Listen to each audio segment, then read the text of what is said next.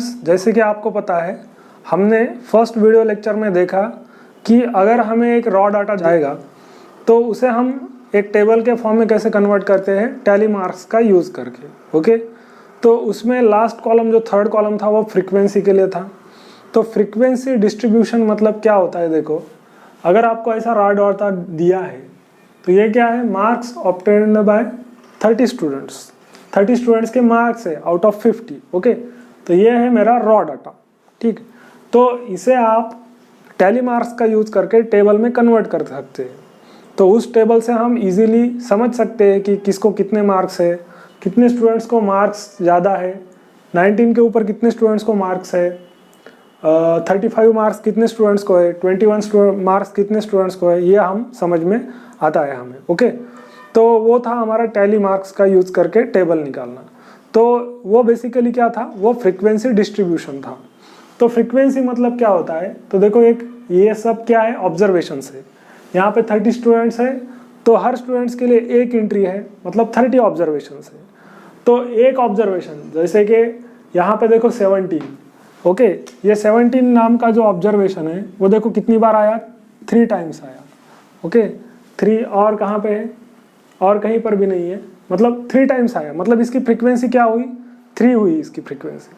मतलब एक particular observation कितनी बार रिपीट होता है उसको हम फ्रीक्वेंसी बोलते हैं। ओके, और फ्रीक्वेंसी डिस्ट्रीब्यूशन टेबल होता है, जैसे कि हमने फर्स्ट वीडियो लेक्चर में देखा, इस डाटा हैंडलिंग के वीडियो लेक्चर में कि देखा कैसे हम फ्रीक्वेंसी डिस्ट्रीब्यूशन टेबल निकालते हैं। तो फ्रीक्वेंसी डिस्ट्रीब्यूशन जो होता है वो क्या होता है, बेसिकली वो होता है graphical representation of data in a such a way that we can easily understand that. Okay, तो देखो फ्रीक्वेंसी डिस्ट्रीब्यूशन के 2 मेथड है, वन है डिस्क्रीट फ्रीक्वेंसी डिस्ट्रीब्यूशन और दूसरा है कंटिन्यूअस और ग्रुप फ्रीक्वेंसी डिस्ट्रीब्यूशन। ओके, तो अभी इन दोनों में क्या डिफरेंस है ये मैं आपको अभी समझाता हूँ। तो सबसे पहले हम क्या कर लेते हैं कि यहाँ पे draw discrete frequency distribution table.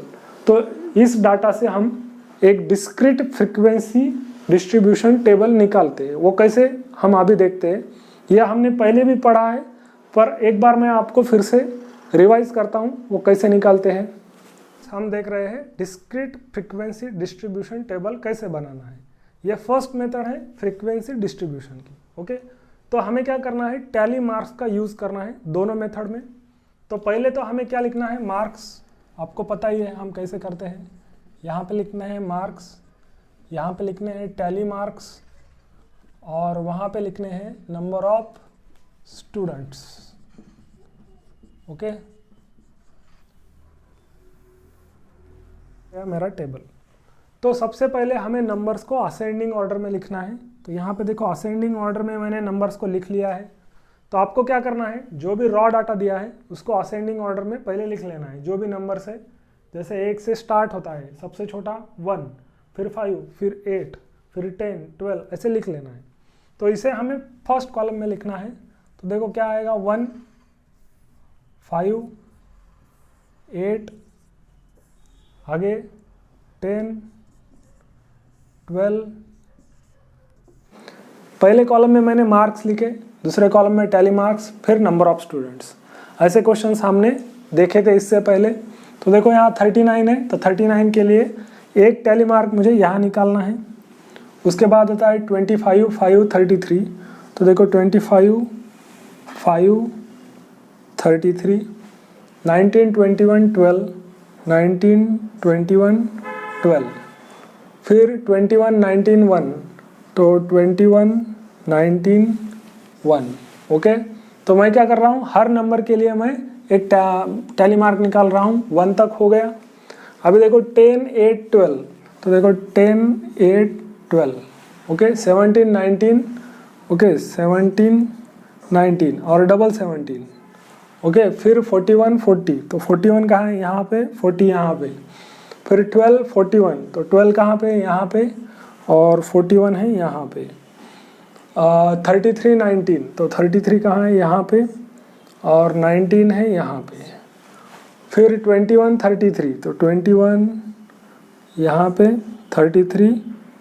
33 यहाँ पे। फिर 5, 1, 21। तो 5, 1 21, ओके। फिर 41 12, तो 41 कहाँ है, यहाँ पे, और 12 है यहाँ पे।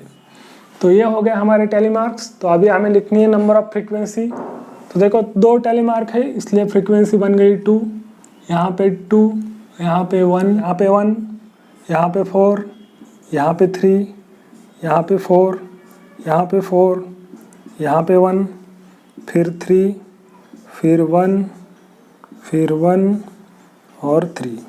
अभी हमें क्या करना है, सब फ्रीक्वेंसी की एडिशन करनी है और वो 30 इतनी आनी चाहिए क्योंकि 30 ऑब्जर्वेशन है। तो देखो 2 + 2 4, 5 6 10 13 17 21 22 25 26 27 और 30, ओके। तो ये था हमारा डिस्क्रीट फ्रीक्वेंसी डिस्ट्रीब्यूशन टेबल, जिसे हमने इससे पहले भी सीखा है। तो अभी हम देखते हैं कंटिन्यूस और ग्रुप फ्रीक्वेंसी डिस्ट्रीब्यूशन टेबल क्या होता है, ओके। सो स्टूडेंट्स, अभी हमने देखा discrete frequency distribution table, okay. तो अभी हम देखते हैं कंटिन्यूस और ग्रुप्ड, ओके। तो ये है कंटिन्यूस, ये कंटिन्यूस और ग्रुप्ड फ्रीक्वेंसी डिस्ट्रीब्यूशन टेबल। तो ये टेबल कैसे बनाना है ये अभी हम सीखते हैं। तो हमने अभी तक सीखा कि फ्रीक्वेंसी डिस्ट्रीब्यूशन 2 टाइप से करते हैं, एक डिस्क्रीट फ्रीक्वेंसी डिस्ट्रीब्यूशन टेबल और दूसरा कंटिन्यूस और ग्रुप्ड फ्रीक्वेंसी डिस्ट्रीब्यूशन टेबल। तो अभी इसे हम बनाना सीखते हैं। तो सबसे पहले फर्स्ट स्टेप क्या करना है हमें कि मैक्सिमम और मिनिमम वैल्यू को इनमें से ढूंढना है। ये जो डाटा है इसमें ऑब्जर्वेशन है, ये 30 ऑब्जर्वेशन है, ये 39 एक ऑब्जर्वेशन है। तो ऑब्जर्वेशन में मैक्सिमम ऑब्जर्वेशन कौन सा है देखो, तो यहाँ 48 है और मिनिमम ऑब्जर्वेशन यहाँ 1 है, ओके। तो 48 - 1 तो हमें मिलेगा 47। तो ये 47 जो है इसे हम रेंज कहते हैं, ओके। तो ये आपको याद रखना है, रेंज मतलब क्या, difference between maximum and minimum value, okay. अभी हमने रेंज निकाल ली, ओके। तो थोड़ा मैं इसे एक्सप्लेन कर लेता हूँ इस टेबल में। तो पहले टेबल में हमने क्या देखा कि हर एक मार्क जो होता था, ये जो स्टूडेंट्स के मार्क्स है, ये हर एक ऑब्जर्वेशन है वो अलग अलग लिखा होता था। मतलब 39 अलग लिखा होता था, फिर 25 अलग लिखा होता था, फिर 5 अलग लिखा होता था। तो अभी इसमें क्या किया है, इंटरवल्स किए हैं 0 से 10, इनमें जितने मार्क्स आते हैं वो इधर सामने लिखे हैं। 10 से 20 जितने मार्क्स आते हैं इधर लिखे हैं। 20 से 30 जितने मार्क्स आते हैं इधर लिखे हैं। 30 से 40 जितने मार्क्स आते हैं इधर लिखे हैं। तो इसमें क्या है, क्लास इंटरवल्स है। तो कंटिन्यूस मतलब देखो, कंटिन्यूस देखो 0 से 10 20 ऐसा कंटिन्यूस जाता है। और ग्रुप किए हैं, मतलब फ्रीक्वेंसी के उन्होंने क्या किए हैं, ग्रुप्स किए हैं। पहले वाले टेबल में क्या था, फ्रीक्वेंसी के ग्रुप बनाए नहीं थे। पहले वाले टेबल में इंडिविजुअल हम फ्रीक्वेंसी ले लेते थे, मतलब एक मार्क लेते थे। जैसे कि यहाँ 17 को देखा, 17 1 2, ओके। तो 17 यहाँ पर 3, 17 को एक बार लिख लेते थे और उसके सामने 3 टाइम्स 3 लाइन निकालते थे और उसकी फ्रीक्वेंसी 3 है ऐसे दिखाते थे। मतलब इंडिविजुअल ऑब्जर्वेशन लेते थे। अभी क्या है, ग्रुप्स बनाए हैं। 0 से 10 के बीच में जितने भी मार्क्स है उनके ग्रुप्स बनाए हैं। 10 से 20 के बीच में जितने भी मार्क्स है उनके ग्रुप्स बनाए हैं। 20 से 30 के बीच में जितने भी मार्क्स है उनके ग्रुप्स बनाए हैं। तो इन ग्रुप्स को क्या बोलते हैं, क्लास इंटरवल बोलते हैं। तो हर एक क्या है, यहाँ पे 5 क्लास इंटरवल्स हैं। इन्हें क्या बोलना है, क्लास इंटरवल्स बोलना है, ठीक है। तो देखो 0 से 10 एक क्या है, क्लास इंटरवल, और यहाँ फ्रीक्वेंसी है। तो अभी इसे हम बनाना सीखते हैं। तो फर्स्ट स्टेप है मैक्सिमम और मिनिमम वैल्यू का डिफरेंस, जिसे हम रेंज कहते हैं, ओके। फिर हमें डिसाइड करना है कि क्लास इंटरवल्स या क्लासेस कितने बनाने हैं। तो देखो 1 2 3 4 5 इन्हें क्या कहते हैं, क्लासेस, क्लास इंटरवल्स या क्लासेस। तो क्लास इंटरवल्स उसने 5 डिसाइड किए हैं। तो यहाँ लिखता हूँ क्लासेस, क्लासेस उसने 5 डिसाइड किए हैं। तो अभी क्लास इंटरवल मतलब क्या, तो देखो क्लास इंटरवल ये जो होता है, ये 0 से 10, ये क्या है, क्लास इंटरवल है, ये क्लास इंटरवल है। तो ये मैंने कैसे डिसाइड किया, 0 से 10 ही क्यों लिया, 0 से 9, 0 से 8, 0 से 5 ऐसे भी ले सकता था।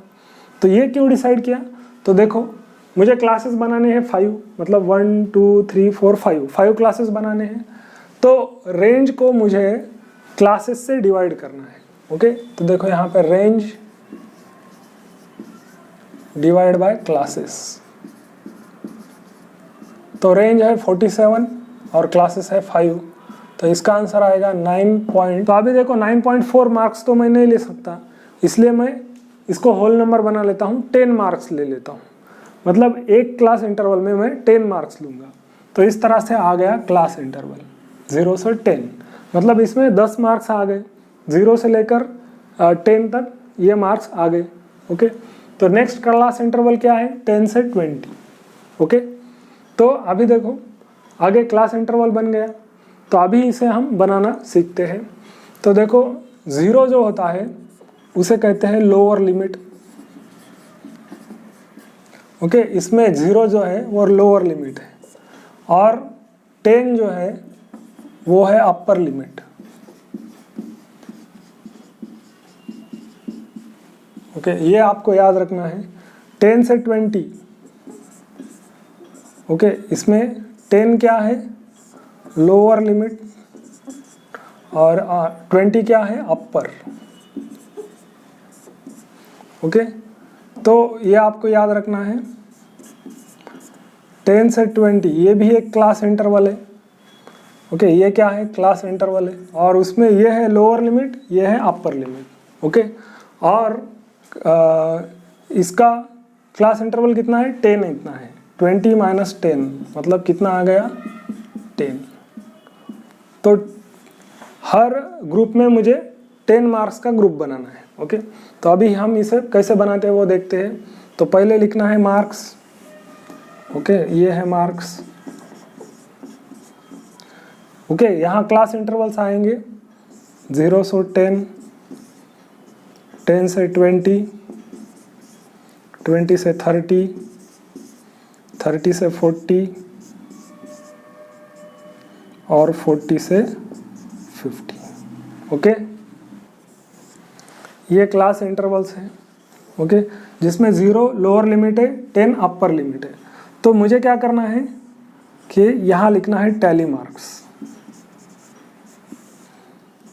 और यहाँ लिखना है मुझे नंबर ऑफ स्टूडेंट्स या फ्रीक्वेंसी। ओके, तो देखो यहाँ पे फर्स्ट नंबर है 39। ओके, तो 39 कहाँ पे आता है, देखो 30 और 40 इनके बीच में आता है 39, तो यहाँ एक लाइन लिख लो। ठीक है, अभी देखो 25, तो 25 कहाँ आता है, 20 और 30 दोनों के बीच में आता है, तो यहाँ एक लाइन निकाल लो।